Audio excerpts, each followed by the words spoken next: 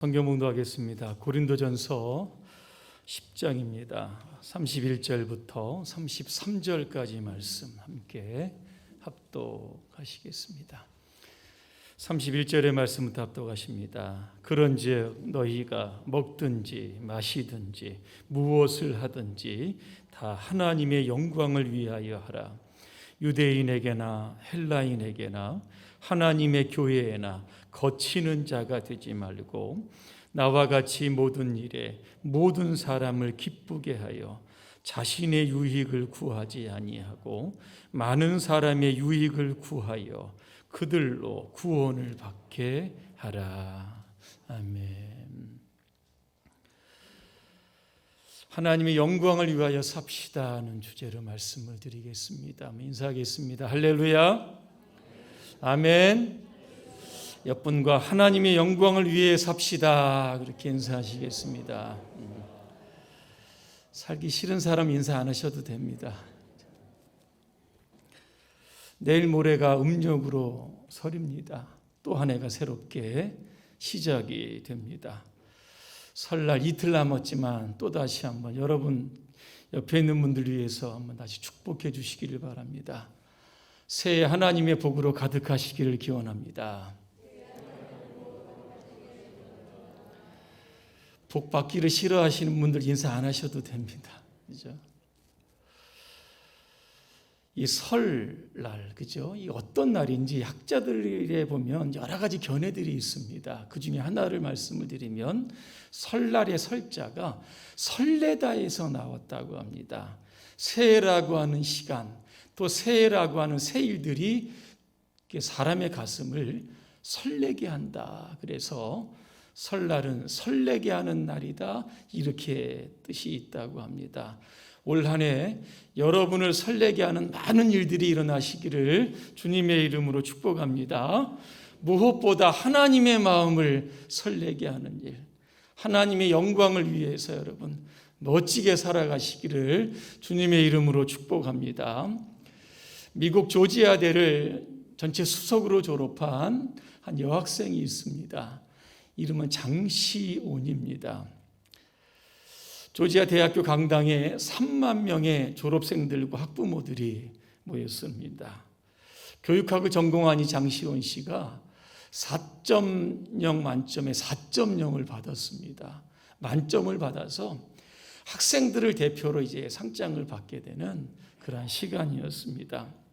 이 장시온 씨가 대학 총장과 함께 교수들과 함께 이렇게 식장에 입장할 때 이것이 대형 스크린에 비춰질 때 거기에 모였던 3만 명의 사람들이 일어나서 기립박수를 했다고 합니다.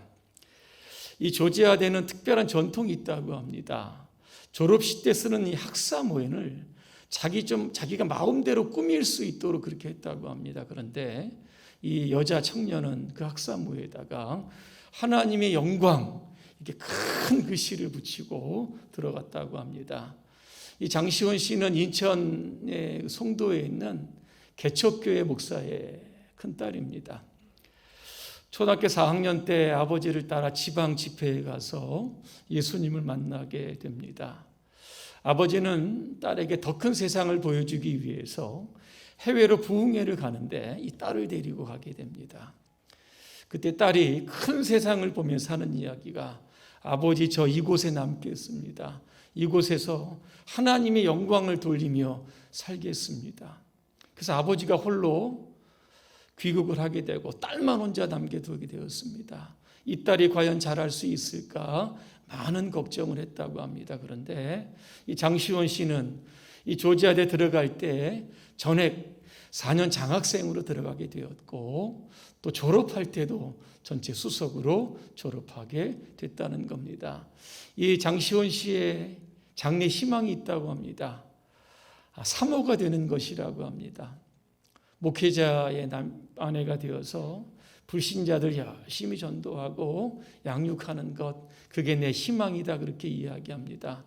어머니 되시는 이 박정남 사모님은 이 딸에 대해서 이렇게 이야기를 합니다. 경제적으로 참 큰 도움을 주지 못했는데 이렇게 잘 자라서 참 대견스럽다 이렇게 이야기를 하면서 이 아이가 미국에 있을 때 교회 반주도 하기도 하고 유치원 교사도 하기도 하고 대학부에 또 임원으로 그렇게 섬겼다고 합니다.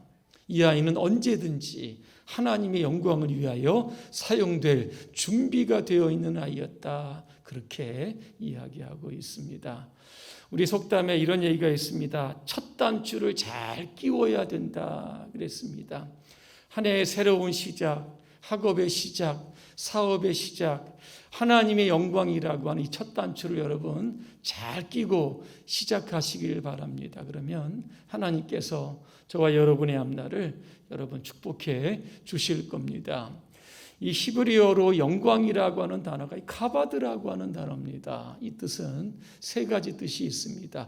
무겁다라고 하는 뜻이 있고, 가치가 있고, 귀하다라고 하는 뜻도 있고, 반짝반짝 빛나는 것처럼 아름답다라고 하는 뜻이 있습니다. 여러분, 반짝반짝 빛나는 게 뭡니까? 금입니다. 이 금을 골드라고 하는데 이 골드에서 이 글로리라고 하는 영광이라고 하는 단어가 나왔다고 합니다. 하나님을 우리의 인생의 최고의 가치로 섬기는 것, 하나님을 반짝반짝 빛나게 만드는 삶, 그것이 바로 우리가 하나님께 영광을 돌리는 삶입니다. 이사야 43장 7절에 보니까 하나님께서 우리를 창조한 목적을 분명하게 말씀하고 계십니다. 제가 한번 봉독해 드립니다. 내 이름으로 불려지는 모든 자고 내가 내 영광을 위하여 창조된 자를 오게 하라. 그를 내가 지었고 그를 내가 만들었다 그랬습니다. 여러분 살아가시는 게 하나님의 어떤 영광이라고 하는 창조의 그 목적이 담겨져 있음을 여러분 한순간도 잊지 말아야 합니다. 한 가정주부가 있었습니다.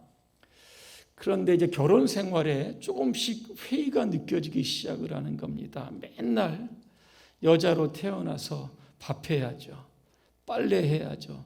청소해야죠. 아이들 돌봐야죠. 도대체 내가 왜 이렇게 태어났나? 왜 여자로 태어났나? 굉장히 속상하더랍니다. 그래서 그 속상함을 달래기 위해서 싱크대 앞에다가 성경 구절을 붙여놓고 암송을 시작했다고 합니다. 그런데 어느 날 오늘 본문 우리가 읽었던 31절의 말씀을 딱 붙여놓고 암송하는 그 순간에 큰 깨달음이 오더라는 겁니다. 내가 비록 설거지를 하는데 이 설거지가 하나님께 영광이 된다라고 하면 얼마든지 즐거운 일이 될 수 있겠다 그렇게 생각을 했던 겁니다. 밥도 마찬가지고 빨래도 마찬가지고 설거지도 마찬가지고 아이를 키우는 것도 마찬가지입니다. 일상의 크고 작은 모든 일들을 하나님의 영광이라고 하는 일에 딱 연결을 시키니까 의미가 새로워지더라라고 하는 겁니다. 그렇게 마음을 먹으니까 하는 일들이 소중해지더라라고 하는 겁니다. 올 한 해 여러분이 하는 일을 하나님의 영광에 여러분 꼭 붙들어 매시기를 바랍니다.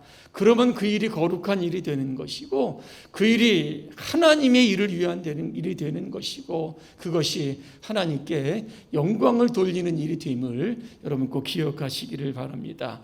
오늘 본문에서 바울은 하나님의 영광을 위해 산다는 게 구체적으로 뭐냐? 세 가지로 우리 가운데 교훈하고 있습니다. 첫 번째는 교회와 이웃을 위해서 사는 겁니다. 오늘 32절의 말씀을 제가 한번 세 번역으로 다시 한번 읽어드립니다. 여러분은 유대 사람들에게도 그리스 사람에게도 하나님의 교회에도 걸림돌이 되지 마십시오 그랬습니다. 거치는 자가 되지 말라는 것은 걸림돌이 된다는 겁니다. 여러분 어디 지나가시는데 앞에 걸림돌이 있으면 어떻게 됩니까? 굉장히 불편하고 방해가 여러분 되는 겁니다. 영어 성경에 보니까 이 걸림돌을 이렇게 표현합니다. 남을 실족하게 하거나 남을 넘어지게 만드는 것, 이게 바로 걸림돌이라고 하는 겁니다. 예수님은 성경에 나오는 이 바리새인들을 향해서 굉장히 책망을 하십니다. 그 이유가 뭔지 아십니까?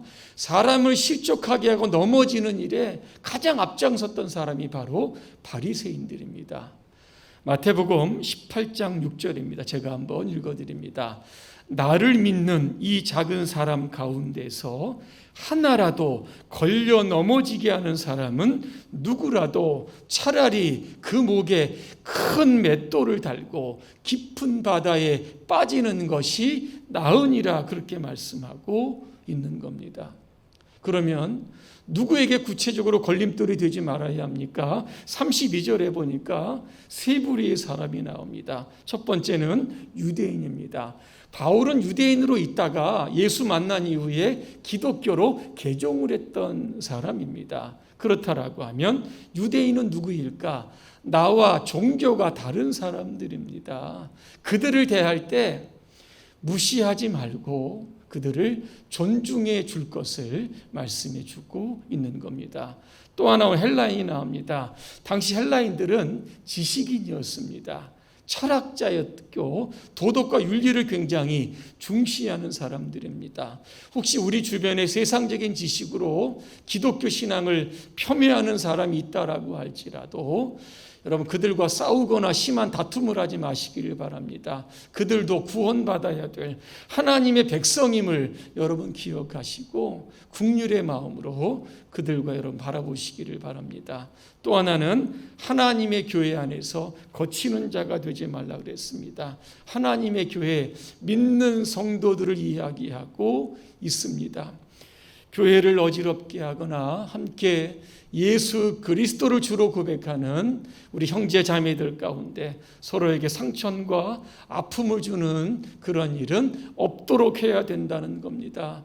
누군가 나 때문에 교회에 오기 싫다라고 하면 우리 자신을 한번 돌아보아야만 된다라고 하는 겁니다. 교회에서도 그렇고 세상에서도 그렇고 타 종교인들도 그렇고 불신자도 그렇고 그들 간의 관계를 잘 맺어야 된다라고 하는 것, 이게 바로 하나님께 영광을 돌리며 사는 일입니다. 두 번째는 다른 사람의 유익을 구하는 겁니다. 오늘 바울은 우상에게 바쳐진 이 재물의 문제를 예로 들면서 나보다는 다른 사람의 유익을 구할 것을 말씀하고 있습니다. 이 고린도를 보면 우상의 도시입니다. 수많은 신전들이 있습니다. 매일 우상에게 제물을 바치는 우상 숭배가 성행했던 도시가 바로 이 고린도라고 하는 겁니다. 자, 우상 숭배를 할 때 제물을 가지고 드립니다. 그러면 일부의 제물은 다 타서 없어집니다. 하지만 일부의 제물, 즉 이 고기 같은 것들은 시장에 유통이 되는 겁니다. 그렇게 되면 신자든 불신자든 이 고기가 신전에서 나왔다라고 하는 것을 알고 먹는 사람들도 있고 모르고 먹는 사람들도 있었다는 겁니다. 그런데 이게 교회 안에서 문제가 된 겁니다. 고린도 교인들이 바울에게 이런 질문을 하는 겁니다. 신전에서 우상에게 제물을 드렸던 고기, 이거 먹어도 됩니까? 먹지 말아야 됩니까? 이렇게 질문을 했다라고 하는 겁니다. 자, 이 질문에 대해서 바울은 두 가지로 답변을 하고 있습니다. 첫 번째입니다. 첫 번째는 무엇인가 하면 우상 숭배하지 말아라, 그렇게 단호하게 말씀하고 있습니다.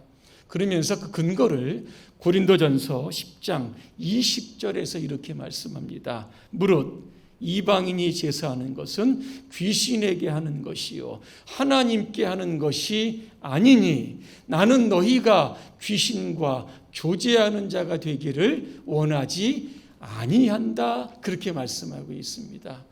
여러분, 우상 숭배는 귀신을 섬기는 일입니다. 제사는 죽은 조상을 섬기는 것이 아니라 귀신에게 절하는 겁니다. 그래서 이 제사는 드리면 안 되는 겁니다. 또 하나, 10계명의 두 번째 계명이 뭡니까? 우상에게 절하지도 말고 섬기지도 말라 그랬던 겁니다. 그래서 우리가 문화와 전통이라고 하는 이름으로 제사 드리는 것, 이거 금해야 합니다. 형식적으로라도 우상에게 절하면 안 되는 겁니다. 일가 친척 모였을 때 다투고 싸우기 싫어서 그냥 마지못해서 절하는 것도 피해야 하는 겁니다. 왜? 이것은 바울의 이야기가 아니라 하나님께서 우리에게 주신 겁니다. 우상 숭배, 조상 숭배한다고 상 차려놓고 절하는 거, 이거 반드시 우리가 금해야 합니다. 또 하나, 우상에게 제물로 드렸던 고기를 먹어야 됩니까? 먹지 말아야 됩니까? 여러분 어떻게 생각하십니까? 이제 설날 명절입니다. 그러면 제사 지내야 합니다. 그러면 제사상에 올린 음식 먹어야 됩니까? 말아야 됩니까? 어떻게 하죠? 먹을까요? 먹지 말을까요?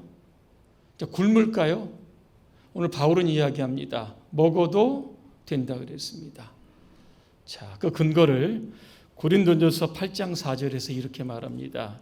그러므로 우상의 제물을 먹는 일에 대하여는 우리가 우상은 세상에 아무것도 아니며 또한 하나님은 한 분밖에 없는 줄 아노라 그렇게 말씀합니다. 이 세상의 신은 하나님 한 분이라는 겁니다. 우상 아무것도 아니라는 겁니다. 그래서 우상에게 드려진 제물 먹어도 괜찮다라고 하는 겁니다. 그래서 고린도 교회 안에는 지식이 있고 믿음이 있다 이렇게 생각하는 사람들은 이 음식을 먹었던 겁니다. 자, 그런데 문제가 있습니다. 고린도 교회 안에는 초신자들이 있습니다. 이제 교회에 새롭게 출석한 사람들이 있다는 겁니다. 자, 초신자들이 좀 믿음이 있다라고 하는 사람들이 우상에게 드려진 제물을 먹는 것을 보면 시험에 빠진다는 겁니다. 과연 제가 무당집에 가서 이제 고사를 끝내고 낸 돼지고기를 한번 맛있게 먹는다고 생각해 보시길 바랍니다. 그것을 우리 교인 중에 누가 하나가 봤습니다. 어떻게 생각하겠습니까? 아마 이렇게 생각할 겁니다. 아니, 목회자가 왜 무당집에 가서 그것도 고사가 끝낸 그 돼지고기를 먹고 있는가? 아마 이렇게 생각을 할 겁니다. 그러면서 시험에 들 겁니다. 여러분, 제가 무당집에 가서 우상에 드려진 제물의 고기를 먹어도 괜찮습니다. 왜? 제 신앙에는 아무런 전혀 거리낌이 없기 때문에 그렇습니다. 그런데 그것을 보고 있는 초신자들이 있습니다. 그들이 시험에 들을까 봐 먹지 말아야 된다는 겁니다. 바울도 똑같은 논조로 이야기하는 겁니다. 내가 우상의 제물을 먹다가 단 한 사람이라도 실족하는 사람이 있다라고 하면 나는 영원히 고기를 먹지 않겠다 그렇게 말씀하고 있는 겁니다. 그래서 음식 문제로 인해서 사람들이 시험에 빠지지 않도록 나는 주의하고 또 조심하겠다 그렇게 이야기합니다. 한 권사님이 계십니다. 이분이 구역 예배를 잘 마치고 다과를 준비를 합니다. 부엌에서 포도송이를 이렇게 씹는데 유난히 색이 곱고 큰 포도알을 이렇게 참 먹음직스러운 포도알을 이렇게 보게 됩니다. 저 포도알을 내가 먹어야겠다 그렇게 생각을 하는데 이 구역원 중에 이 김집사가 생각이 나는 겁니다. 내가 먹기 전에 김집사가 먼저 먹으면 어떻게 하지? 그래서 이 포도를 쟁반에 이제 받아가지고 이제 방으로 이렇게 들어갔다고 합니다. 그런데 희한하게도 이 김집사님이 내가 딱 찍어 놓은 그 포도알에는 손을 대지 않더랍니다. 그래서 자기가 그 포도알을 딱 맛있게 이렇게 먹었다고 합니다. 그런데 다른 집에 가서 구역 예배를 드리는데 그 김집사님은 포도와 중에서 가장 볼품이 없고 작은 것만 맛없는 것만 골라서 먹더라는 겁니다. 그래서 한 번은 물어봤다라고 합니다. 김집사, 왜 그렇게 맛없는 것만 골라 먹어? 그랬더니 내가 언제 그랬나요? 그렇게 얘기했답니다. 그러면서 하는 이야기가 자기의 어린 시절을 이야기하더랍니다. 자기의 아버지가 교회의 장로님이셨는데 어릴 때마다 이런 말씀을 계속 하셨더라는 겁니다. 너는 항상 다른 사람들을 위해서 좋은 것들을 남겨두어야 한다. 이게 머리가 쇠뇌가 되었고 삶의 그냥 모습 속에서 이어지니까 나도 모르게 그렇게 남을 배려하는 사람이 되었다 그랬습니다. 세상에는 두 종류의 사람이 있습니다. 거울의 인생과 창문의 인생을 사는 사람이 있습니다.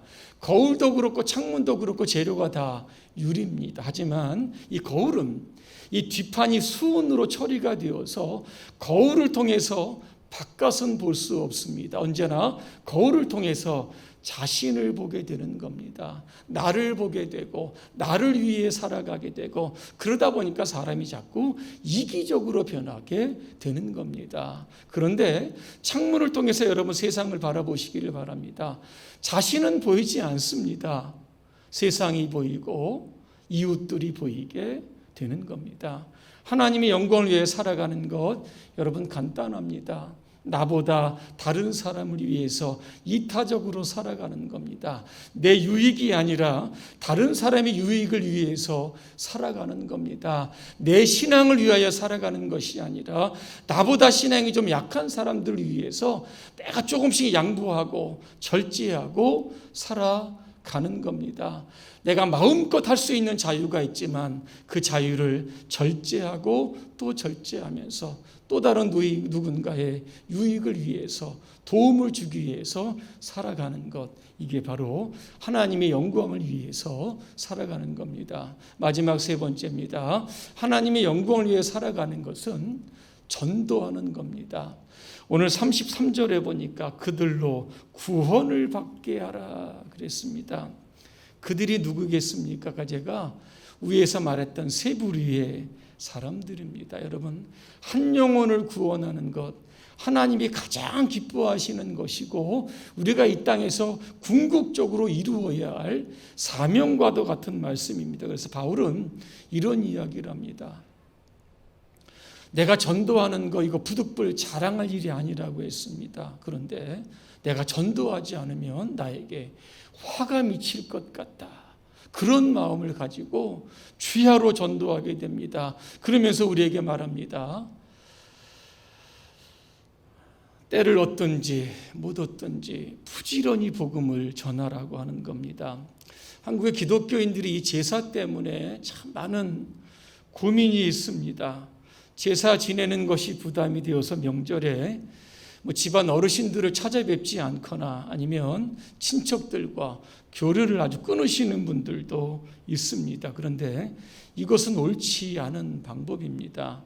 자, 제사를 우리가 드리지 말아야 하지만 제사 음식 장만을 위해서 불신자 며느리들은 그냥 밤을 새워서 이거 붙입니다. 근데 교인 며느리는 손 하나 꼼짝하지 않는다거나 그 자리에 있지 않는다라고 하면 과연 신자 며느리가 사람을 구원할 수 있는 복음의 통로로 쓰임받을 수 있을까를 한번 생각해 보자는 겁니다. 바울은 고린도전서 9장에서 이렇게 이야기합니다. 한 사람의 영혼을 구원하기 위해서 내가 그들처럼 되었다 그랬습니다. 내가 유대인이 아니지만 유대인을 구원하기 위해서 유대인처럼 되었다는 겁니다. 율법이 있는 사람, 내가 그들처럼 되어서 율법 있는 사람처럼 살았다는 겁니다. 율법이 없는 사람에게는 그렇게 살았고 약한 자들에게는 내가 약한 것처럼 살았다 그랬습니다. 왜 그랬을까 보니까 아무쪼록 단 한 사람이라도 구원하기 위해서 내가 그렇게 했다. 그렇게 말씀하고 있는 겁니다. 전도가 쉽지 않습니다. 그래서 오늘 바울은 다른 사람들의 유익을 구하는 삶을 살아가게 되면 그것이 그들의 영혼을 구원하는 전도로 이어질 것이다. 그렇게 말씀하고 있는 겁니다. 결론입니다. 2009년입니다. 미국의 그 캔사스주 고등학교 육상 선수권 대회에서 흔치 않은 일이 발생했습니다. 3200m 이 릴레이 경주에서 우승한 팀이 나중에 알고 보니까 이 파울로 인해서 실격 판정을 받은 겁니다. 그렇게 되다 보니까 당연히 2등이 1등이 된 겁니다. 그런데 우승을 하게 된 팀이 금메달을 받은 후에 즉시 자신의 메달을 실격 판정받은 그 팀에게 주었다고 합니다. 스포츠 사상 이런 일은 없었다고 합니다. 기껏해야 고등학생입니다. 18살밖에 안 됐을 때 어떻게 이런 일을 할 수 있었을까? 육상 감독 이렇게 이야기합니다. 우리의 금년 표호는 우리의 영광을 위하여 뛰는 것이 아니라 하나님의 영광을 위하여 뛰는 것입니다. 우리 학생들이 어리지만 이 표효대로 하나님의 이름을 높여드리기 위해서 자신의 메달을 2등에게 주었다. 그렇게 이야기하고 있습니다. 올 한해 여러분 사시는 동안 하나님의 영광을 위하여 사는 것, 나를 위해 사는 것이 아니라 남을 위하여 사는 겁니다. 내 유익이 아니라 다른 사람의 유익을 위하여 사시면 됩니다. 다른 사람들에게 거치고 넘어지게 하고 쓰러지게 하고 실족하지 않게 하는 겁니다. 이것이 바로 하나님의 영광을 위해 사는 겁니다. 올 한 해 주신 말씀대로 여러분 하나님의 영광을 위해서 여러분 멋지게 사시기를 주님의 이름으로 축복합니다. 기도하겠습니다. 은혜로우신 하나님, 올 한 해 우리에게 선물로 주셨는데 이 한 해 우리의 삶의 목적이 하나님의 영광이 되게 하여 주시옵소서. 늘 거울을 보며 자신을 보지 않게 하시고 창을 보며 이웃을 보게 하시고 다른 사람들의 유익과 다른 사람들의 구원을 위해서 올 한 해 더 열심히 살아갈 수 있도록 우리 모두를 축복하옵소서. 예수님의 이름으로 기도합니다. 아멘.